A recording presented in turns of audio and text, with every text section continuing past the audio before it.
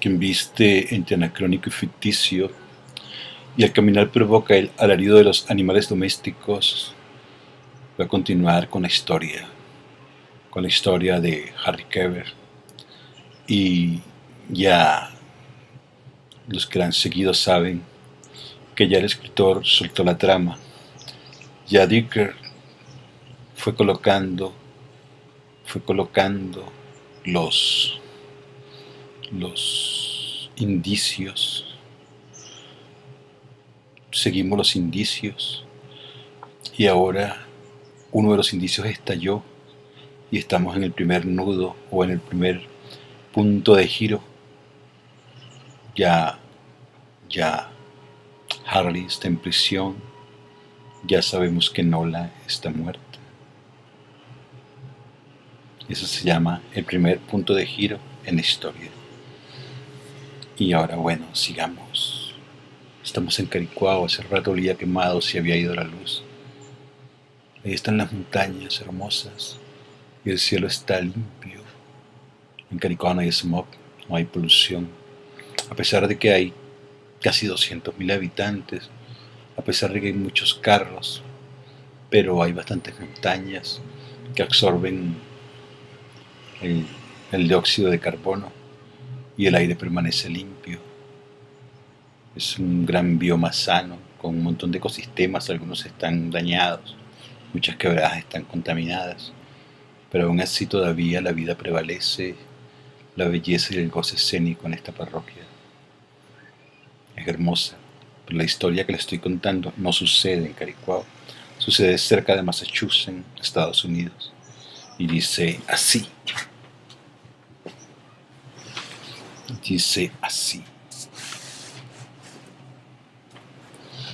29. ¿Se puede uno enamorar de una chica de 15 años? Me gustaría enseñarle a escribir, Marcos. No para que sepa escribir, sino para convertirle en escritor. Porque escribir libros no es nada. Todo el mundo sabe escribir, pero no todo el mundo es escritor. ¿Y cómo sabe uno que es escritor, Harry? Nadie sabe que es escritor. Son los demás los que se lo dicen.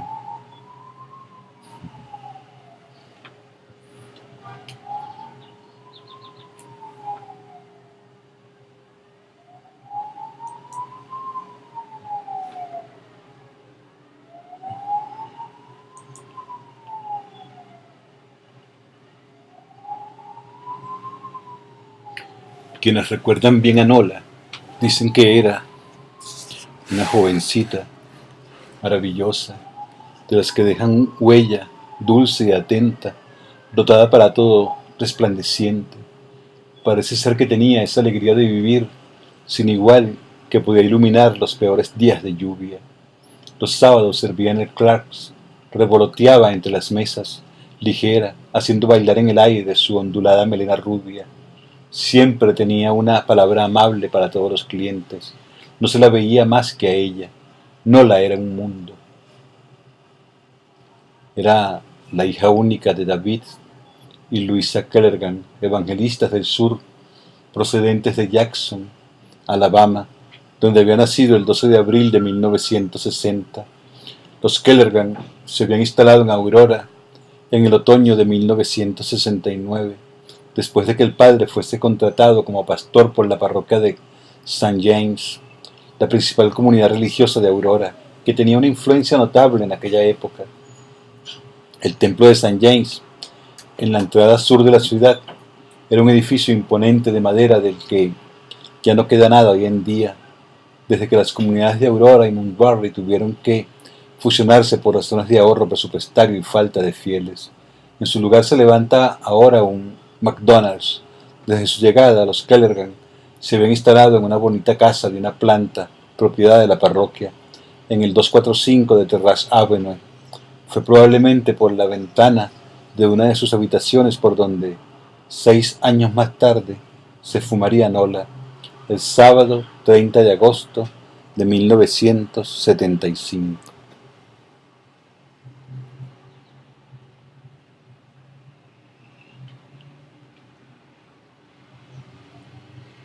Esas descripciones se cuentan entre las primeras que me hicieron los habituales del Clarks, donde me presenté la mañana del día siguiente a mi llegada a Aurora. Me había despertado espontáneamente al alba, atormentado por esa sensación desagradable de no estar realmente seguro de lo que hacía allí. Tras haber corrido un rato por la playa, había dado de comer a las gaviotas, y en eso estaba hasta que me planteé la cuestión de si la verdad había venido hasta New Hampshire únicamente para dar pan a unos pájaros marinos. Mi cita en Concord con Benjamin Roth para visitar a Harry no era hasta las 11. En el intervalo, como no quería estar solo, fui a comer tortitas al Clark's. Cuando era estudiante y me alojaba en su casa, Harry tenía por costumbre llevarme allí a primera hora del día.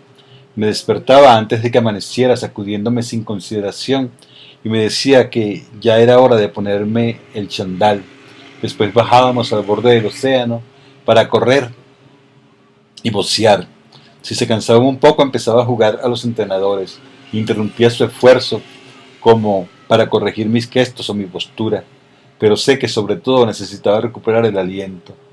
Entre ejercicios y carreras, recorríamos las pocas millas de playa que unían Roscoff con Aurora. Subíamos entonces por las rocas de Grand Beach y atravesábamos la ciudad aún dormida. En la calle principal, inmersa en la oscuridad, se percibía de lejos la fría luz que brotaba del escaparate del diner, el único establecimiento abierto tan temprano. En su interior reinaba una absoluta calma. Los escasos clientes eran camioneros u oficinistas que daban cuenta de sus desayunos en silencio. La radio aportaba el decorado sonoro, siempre en la misma emisora de noticias y con el volumen tan bajo que impedía comprender lo que decía el locutor. En las mañanas de mucho calor, además, el ventilador del techo batía el aire con un chirrido metálico, haciendo bailar el polvo que acumulaban las lámparas. Nos instalamos en la mesa 17 y Jenny parecía inmediatamente a servirnos café. Nos instalábamos en la mesa 17 y Jenny aparecía inmediatamente a servirnos café. Siempre me dedicaba una sonrisa de dulzura casi maternal. Me decía: mi pobre Marcus, te obliga a levantarte al amanecer, ¿verdad? Lo hace desde que le conozco. Y nos reíamos. El 17 de junio de 2008, a pesar de la temprana hora, el Clark's bullía ya de agitación. Nadie hablaba de otra cosa que del caso y, a mi entrada, los habituales que me conocían se arremolinaron en torno a mí para preguntarme si era verdad, si Harry había tenido una relación con Nola y si la había matado a ella y a Deborah Cooper. Eludí las preguntas y me instalé en la 17 que estaba libre. Descubrí entonces que la placa en honor a Harry había sido retirada. En su lugar no quedaban más que 2 agujeritos de tornillo en la madera y la marca de metal que había decolorado el barniz. Jenny vino con el café y me saludó amablemente. Tenía cara de tristeza. ¿Has venido a instalarte en casa de Harry?, me preguntó. Eso creo. ¿Has quitado la placa? Sí. ¿Por qué? Escribió ese libro para esa chiquilla, Marcus. Para una niña de 15 años. No quiero dejar esa placa, es un amor repugnante. Creo que es algo más complicado, dije. Y creo que no deberías mezclarte en este asunto, Marcus. Deberías volver a Nueva York y permanecer lejos de todo esto. Pedí tortitas y salchichas. Sobre la mesa habían dejado un ejemplar manchado de grasa del Aurora Star. En primera página apareció una inmensa foto de Harry de los tiempos gloriosos, con ese aire respetable y esa mirada profunda y segura de sí. Justo debajo una imagen de su entrada en la audiencia del Palacio de Justicia de Concord, esposado, decaído, el pelo revuelto, los rasgos hundidos, la expresión deshecha, y enmarcados un retrato de Nola y otro de Deborah Cooper. Y ese titular: ¿qué hizo Harry Keber? Ernie Pincus llegó poco después que yo y vino a sentarse a mi mesa con su taza de café. Te vi en la televisión anoche, me dijo. ¿Vienes a quedarte? Sí, quizás. ¿Para qué? No tengo ni idea. Por Harry. Es inocente, ¿verdad? No puedo creer que hiciese algo así, qué locura. Yo ya no estoy seguro de nada, Ernie. Pincus me contó cómo días antes la policía había desenterrado los restos de Nola en Roscoff a 1 metro de profundidad. Ese jueves todo el mundo en Aurora había sido alertado por las sirenas de los coches de patrulla que habían llegado de todo el condado, desde los patrulleros de la autopista hasta los vehículos camuflados de la criminal, incluso una furgoneta de la policía científica. Cuando nos enteramos de que probablemente eran los restos de Nola Kellergan, me explicó Pincas, nos quedamos de piedra.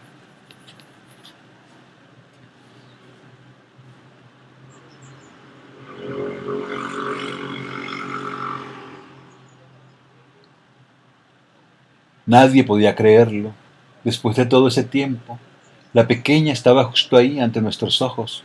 Quiero decir, ¿cuántas veces he estado en casa de Harry, en esa terraza bebiendo whisky? Casi a su lado, dime, Marcus, ¿de verdad escribió ese libro para ella? No puedo creer que tuvieran una historia juntos. ¿Tú sabías algo? Para no tener que responder, empecé a girar la cuchara en el interior de mi taza hasta crear un remolino. Dije simplemente, todo esto es un lío terrible, Ernie. Poco después, Travis Down, el jefe de la policía de Aurora y además el marido de Jenny, se instaló a su vez en la mesa.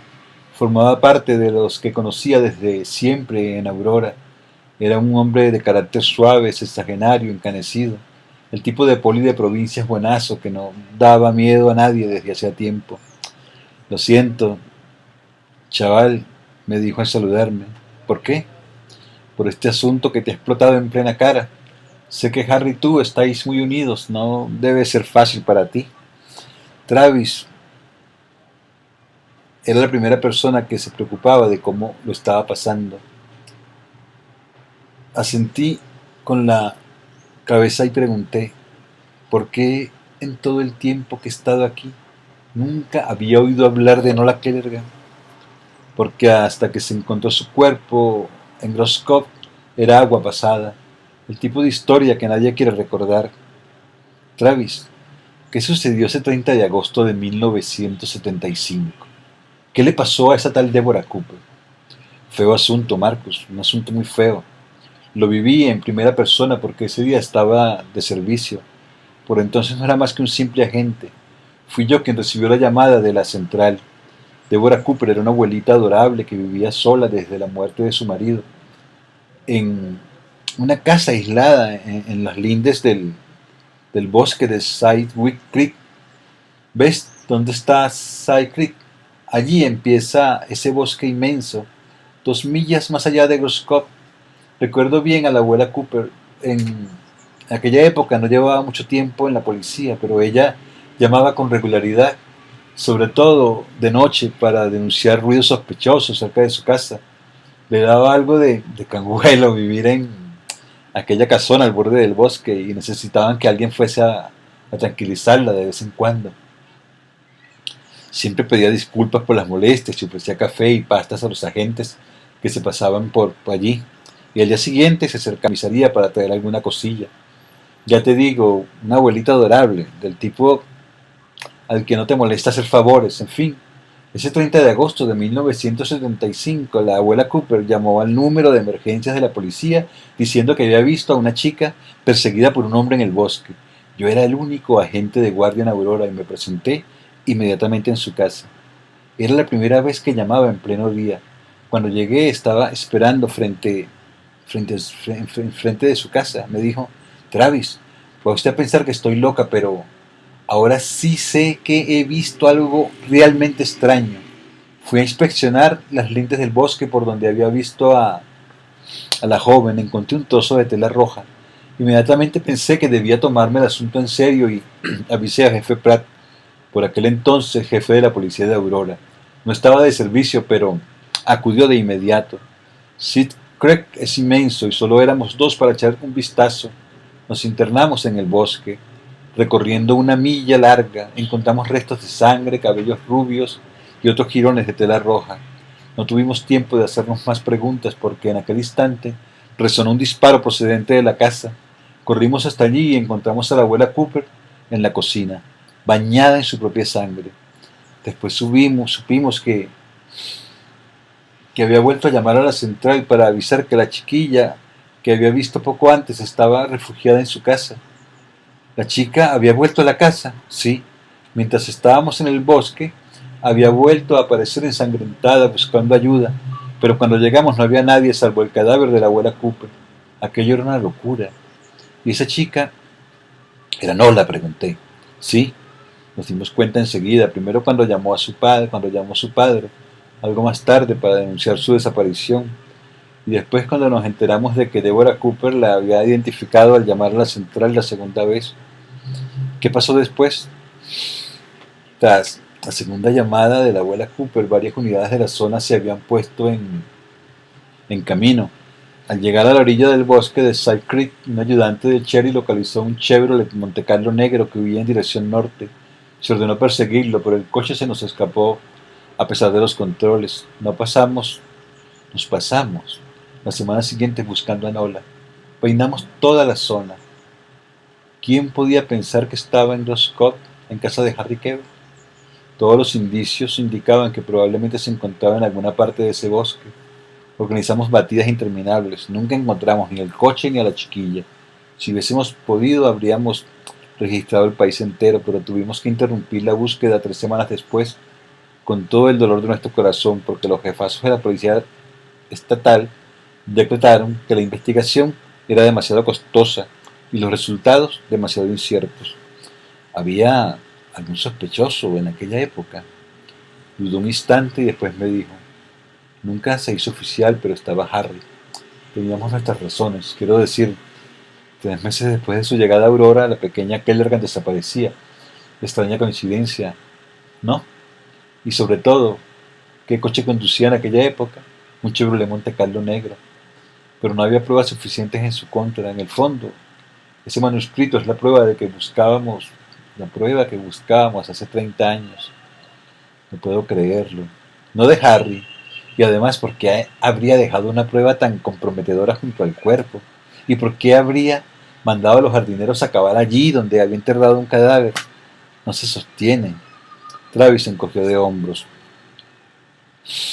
Confía en mi experiencia de poli. Nunca se sabe de qué es capaz la gente, sobre todo aquellos que creemos conocer bien. Tras estas palabras se levantó y se despidió cordialmente. Si puedo hacer algo por ti, no lo dudes, me dijo antes de marcharse. Pincas, que había seguido la conversación sin intervenir, repitió incrédulo: Dios santo, nunca supe que la policía hubiera sospechado de Harry. No respondí, solo arranqué la primera página del periódico para llevármela y, aunque todavía era temprano, partí hacia Concord. La prisión estatal para hombres de New Hampshire se encuentra en el 281 de North State Street, al norte de la ciudad de Concord. Para llegar allí desde Aurora basta con salir de la autopista 93 después del centro comercial Capitol, coger North Street en la esquina del Holiday Inn y continuar todo recto durante unos 10 minutos. Tras haber pasado el cementerio de Blossom Hill y un pequeño lago en forma de herradura cerca del río, se bordean las hileras de vallas y alambradas que no dejan dudas sobre la naturaleza del lugar. Poco después, un cartel oficial anuncia la prisión y se perciben entonces los austeros edificios de ladrillo rojo protegidos por una gran muralla, y después la verja de la entrada principal.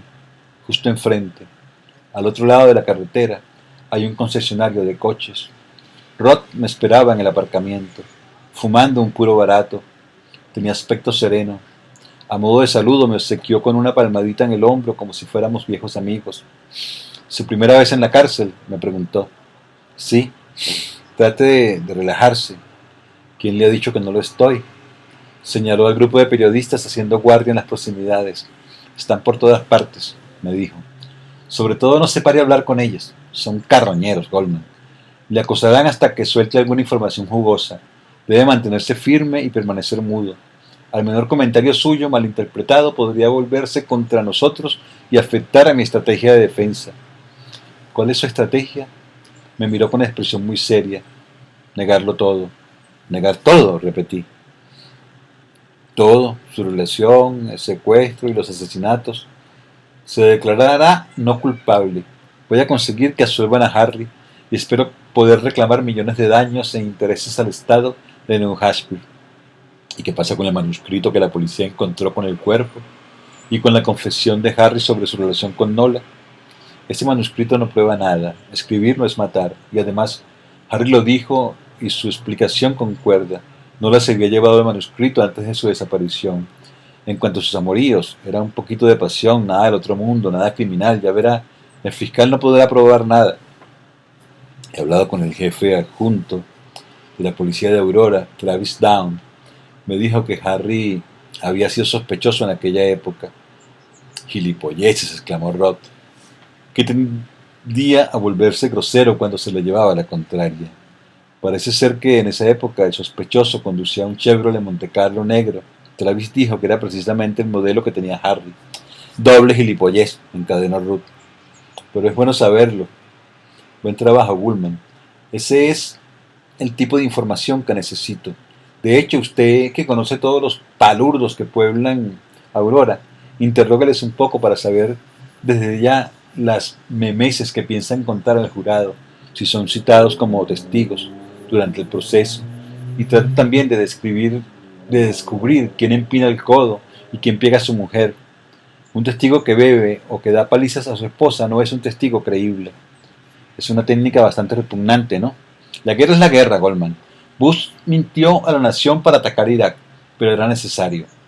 Mire, le hemos dado una patada en el culo a Saddam. Hemos liberado a los iraquíes. Y desde entonces el mundo va mucho mejor. La mayoría de los americanos se opuso a esta guerra. No ha sido más que un desastre. Me miró con aires de decepción.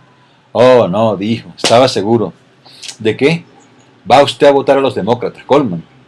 Por supuesto que voy a votar a los demócratas. Ya verá la de fantásticos impuestos que le van a clavar a los ricachones como usted. Y entonces será demasiado tarde para llorar. Para gobernar América hacen falta cojones. Y los elefantes tienen los cojones más grandes que los burros. Así de simple, es genético. Qué edificante es usted, Rod. De todas formas, los demócratas tienen ya ganadas las presidenciales. Su maravillosa guerra ha sido lo suficientemente impopular como para inclinar la balanza. Esbozó una sonrisa socarrona, casi incrédula. Pero bueno, no me diga que se cree ese cuento. Una mujer y un negro, Goldman. Una mujer y un negro. Vamos, es usted un tío inteligente. Seamos serios. ¿Quién va a votar a una mujer o a un negro para dirigir este país? Escribo un libro sobre eso. Una estupenda novela de ciencia ficción. ¿Y la próxima vez qué? Una lesbiana puertorriqueña y un jefe indio. Siguiendo mis deseos y tras las habituales formalidades, Rod me dejó a solas un momento con Harry en la sala de visitas. Estaba sentado ante una mesa de plástico, vestido con uniforme de preso, con aspecto destrozado. En cuanto entré en la habitación, su rostro se iluminó, se incorporó, nos dimos un abrazo largo y nos sentamos cada uno al lado de la mesa, mudos. Por fin me dijo: tengo miedo, Marcus. Le ayudaremos a salir de esta, Harry. Puedo ver la televisión, ¿sabe? Veo todo lo que dicen. Estoy acabado. Mi carrera ha terminado. Mi vida ha terminado. Esto marca el inicio de mi declive. Siento que estoy en caída libre. No hay que tener miedo a caer, Harry. Esbozó una sonrisa triste. Gracias por haber venido. Es lo que hacen los amigos. Me he instalado en Ghost Cove. He dado de comer a las gaviotas. Ya sabe que si quiere volver a Nueva York lo comprendería perfectamente. No me voy a ninguna parte. Rod es un tipo raro, pero parece saber lo que hace. Dice que le van a absolver. Me voy a quedar aquí y le voy a ayudar. Haré todo lo necesario para descubrir la verdad y limpiaré su nombre. Y su nueva novela, su editor la espera para finales de mes, ¿no? Bajé la cabeza. No hay ninguna novela. No tengo ninguna idea. ¿Cómo que ninguna idea? No respondí y cambié de tema sacando de mi bolsillo la página del periódico que había recuperado en el crack horas antes. Harry, dije, necesito comprender, necesito saber la verdad. No puedo evitar pensar en la llamada que me hizo el otro día. Se preguntaba qué le había hecho usted a Nola. Fue producto de la emoción, Marcos. Acababa de ser detenido por la policía. Tenía derecho a una llamada y la única persona a la que sentí ganas de avisar fue a usted. No para avisarle de que había sido detenido, sino de que ella estaba muerta. Porque usted era el único que sabía lo de Nola y yo necesitaba compartir mi pena con alguien. Durante todos esos años esperé que estuviese viva, en alguna parte, pero estaba muerta desde el principio. Estaba muerta y me sentía responsable, por todo tipo de razones. Responsable de no haber sabido protegerla, quizás, pero no le hice ningún daño. Le juro que soy inocente de todo lo que se me acusa. Le creo. ¿Qué le dijo a la policía? La verdad, que era inocente. ¿Por qué mandaría plantar flores en aquel sitio, Es completamente absurdo. También les dije que no sabía cómo había llegado hasta allí ese manuscrito, pero que debían saber que había escrito esa novela para y sobre Nola antes de su desaparición, que Nola y yo nos queríamos, que manteníamos una relación de verano, una relación el verano en que desapareció y que de aquello había sacado la inspiración para una novela de la que poseía en aquella época dos manuscritos, uno original escrito a mano y una versión mecanografiada. No las interesaba mucho en lo que escribía, incluso me ayudaba a pasarlo al limpio, hasta que un día perdí la versión mecanografiada del manuscrito. Fue a finales de agosto, justo antes de que ella, pensé que no lo había cogido para leerlo. Lo hacía a veces, leía mis textos y después me daba su opinión, los cogía sin pedirme permiso, pero aquella vez no pude preguntarle si lo había hecho porque desapareció justo después. Me quedaba el ejemplar escrito a mano. Esa novela era Los orígenes del mal, que meses más tarde tendría el éxito que usted conoce. Entonces, ¿es cierto que escribió ese libro para Nola? Sí, he visto en la televisión que hablan de retirarlo de la venta. Pero ¿qué pasó entre Nola y usted? Una historia de amor, Marcus. Me enamoré locamente de ella y creo que ese fue mi perdición. ¿Qué más tiene la policía contra usted? Lo ignoro. ¿Y la caja? ¿Dónde está la famosa caja con la carta y las fotos? No la he encontrado en su casa. No tuvo tiempo de responder. La puerta se abrió y me hizo una seña para que me callara. Era Rod. Se unió a nosotros en la mesa y mientras se instalaba, Harry cogió discretamente el cuaderno de notas que yo había colocado ante mí y escribió algunas palabras que no pude leer en ese momento. Rod empezó a dar largas explicaciones sobre el desarrollo del caso y sobre los procedimientos. Después, tras media hora de soliloquio, preguntó a Harry: ¿hay algún detalle que haya olvidado confiarme a propósito de Nola? Debo saberlo todo, es muy importante. Hubo un silencio. Harry nos miró fijamente y después dijo: efectivamente hay algo que debe usted saber. Es a propósito del 30 de agosto de 1975. Esa noche, la famosa noche que desapareció Nola, había quedado conmigo. ¿Quedado con usted?, respondió Rod. La policía me preguntó en su momento qué había hecho la noche del 30 de agosto de 1975 y les dije que estaba fuera de la ciudad. Mentí. Es el único punto sobre el que no he dicho la verdad. Esa noche me encontraba cerca de Aurora, en la habitación de un motel situado al borde de la Federal Primera en dirección a Maine. El Seaside Motel todavía existe. Estaba en la habitación 8, sentado en la cama, esperando, perfumado como un adolescente, con un ramo de hortensias azules, su flor preferida. Nos habíamos citado a las 7 de la tarde, y recuerdo estar esperándola, y que no aparecía. A las 9 llevaba 2 horas de retraso, ella nunca se retrasaba, nunca. Puse las hortensias en remojo en el lavabo y encendí la radio para distraerme. Era una noche pesada, tormentosa. Tenía mucho calor, me asfixiaba dentro de mi traje. Saqué la nota de mi bolsillo y la leí 10 veces, quizás 100. Esa nota que me había escrito días antes, esas pocas palabras de amor que nunca podía olvidar y que decían: no te preocupes, Harry, no te preocupes por mí. Me las arreglaré para verte allí. Espérame en la habitación número 8. Me gusta esa cifra, es mi número preferido. Espérame en esa habitación a las 7 de la tarde. Después nos marcharemos juntos. Te quiero tanto. Con mucha ternura, Nola. Recuerdo que el locutor de la radio anunció las 10 de la noche. Las 10 y Nola no había llegado. Acabé durmiéndome, completamente vestido, tumbado en la cama. Cuando volví a abrir los ojos había pasado la noche. La radio seguía encendida. Era el boletín de las 7 de la mañana. Alerta general en la región de Aurora, tras la desaparición de una adolescente de 15 años, Nola Kellergan. Ayer noche, alrededor de las 19 horas, la policía busca a toda persona susceptible de tener información. En el momento de su desaparición, Nola Kellergan llevaba un vestido rojo. Me levanté de un salto, presa del pánico. Me apresuré a tirar las flores y me dirigí inmediatamente a Aurora, desaliñado y con el pelo revuelto. La habitación estaba apagada por adelantado. Nunca había visto tantos policías en Aurora. Había vehículos de todos los condados. En la Federal Primera una gran barrera controlaba a los vehículos que entraban y salían de la ciudad. Vi al jefe de la policía, Garry Pratt, con un fusil en la mano. Jefe, acabo de escuchar la radio, dije. Mierda, mierda, respondió. ¿Qué ha pasado? Nadie lo sabe. Nola Kellergan ha desaparecido de su casa. Fue vista cerca de Side Creek Lane ayer por la tarde y desde entonces ni rastro de ella. Toda la región está cercada. Están peinando el bosque. En la radio repetían una y otra vez su descripción. Mujer joven, blanca, 5,2 pies de altura, 100 libras, cabello largo rubio, ojos verdes, vestida con un vestido rojo, lleva un collar de oro con el nombre Nola grabado. Vestido rojo, vestido rojo, vestido rojo, repetía la radio. El vestido rojo era su preferido.